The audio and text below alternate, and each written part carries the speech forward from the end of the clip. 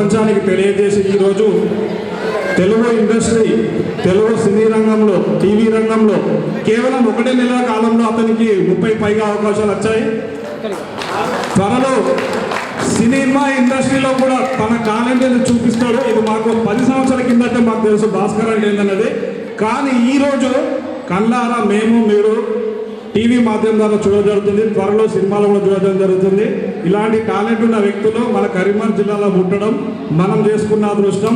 ఇది కళాకారుల యొక్క అదృష్టం, ధర్మరాజు మాస్టర్ అదృష్టం. కావున మేము ఈ చిరు కానుకతోటి సత్కరించదలుచుకున్నాం. మీ అందరి సపోర్ట్లే అఖిల భాస్కర్కు దీవెనలై ఒక మెగాస్టార్ లాంటి నటుడు తయారు కావాలని కోరుకుంటున్నాం.